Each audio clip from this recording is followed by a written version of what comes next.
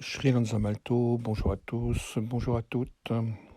Dans les narratifs juifs et chrétiens, le temps de Shavuot, c'est-à-dire le temps du don de la Torah à Moïse, et le temps de la Pentecôte, c'est-à-dire le temps de descente des flammes de l'Esprit Saint, se conjuguent. Moïse, en hébreu, se nomme Moshe et s'écrit Mem, Shin, E. Lu dans l'autre sens, et Shin, Mem, cela se nomme Hachem, le nom. On peut donc y lire que lorsque Moïse reçut les tables de la loi, ce fut comme s'il se retourna et s'inversa à l'intérieur de lui-même pour laisser apparaître Hachem, le nom divin de l'être. Ce mouvement d'inversion et de retournement est le retour à l'alliance d'origine. Moïse, Moshe, devenu Hachem, le nom, peut alors recevoir en lettres de feu les lois ontologiques de l'être. Il préfigure ainsi, en tant que premier réceptacle du nom, Hachem, premier retour à l'alliance perdue, ce que le narratif chrétien décrit comme la descente des langues de feu du Saint-Esprit sur les apôtres et sur Marie au moment de la Pentecôte. Mais nous savons également que les premières tables de la loi, celles qui furent écrites en lettres de feu, furent brisées à cause du retour à l'idolâtrie de son propre peuple, et il ne put leur donner que les secondes tables de la loi constituant les 10 commandements.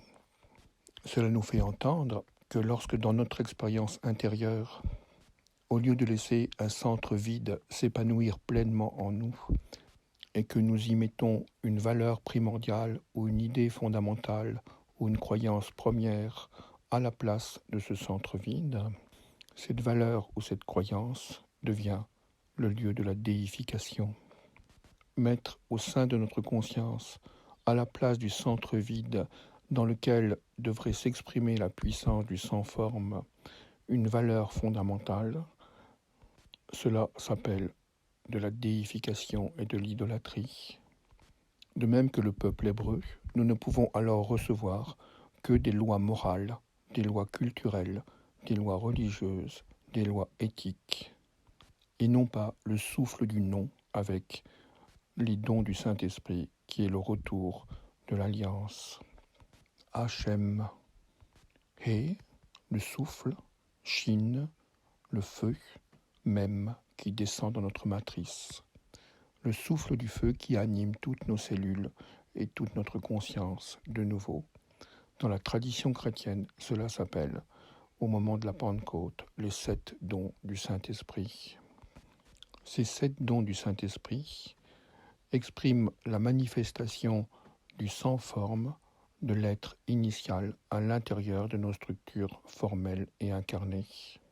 C'est cela qui traverse et renoue, signe de l'alliance réactualisée.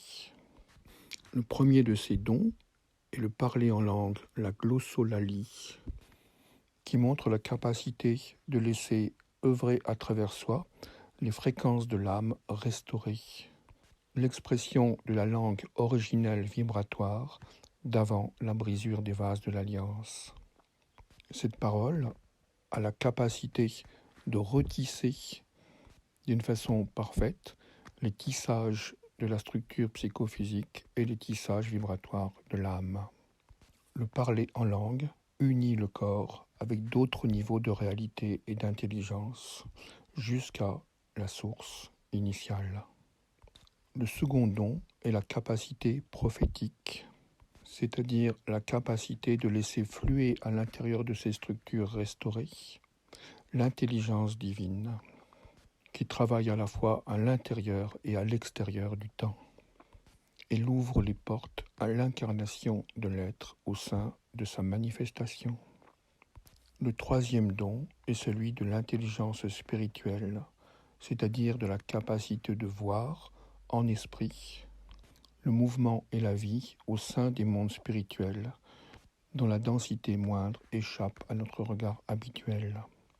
Ainsi, grâce au discernement spirituel, nous nous reconnaissons immédiatement comme appartenant à la famille de l'être divin, accompagnés par la jubilation d'autres espaces.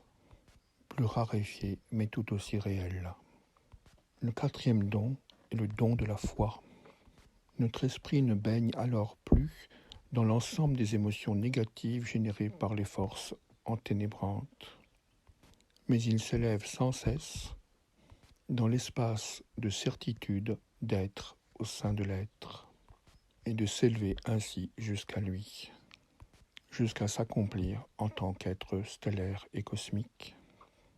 Le cinquième don est le don du miracle, qui démontre l'interpénétration de la vie dans la voie infinie. Ainsi, les plans subtils soutiennent sans cesse les plans plus denses, générant des miracles successifs. Chaque jour, l'interpénétration des plans de vie génère un soutien total au progrès de la conscience sur le chemin du retour, dans une confiance absolue de la bienveillance de l'être. Le cinquième don est le don de guérison, c'est-à-dire la capacité de laisser passer à travers ses propres structures organiques réalignées sur l'être grâce à l'éveil des récepteurs qui avaient été éteints au cours de la brisure des vases, du flot de puissance harmonisatrice de l'être. Guérir, c'est laisser la puissance lumière de l'être fluer sans cesse à travers notre corps pour que ce flux vivant puisse restaurer, réparer toutes les séparations, douleurs et pathologies générées par la brisure des vases.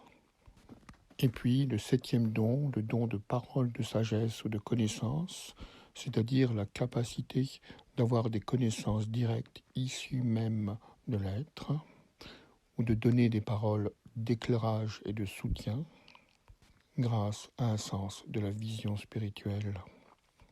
Ces 7 dons sont bien entendu de nature parfaitement impersonnelle.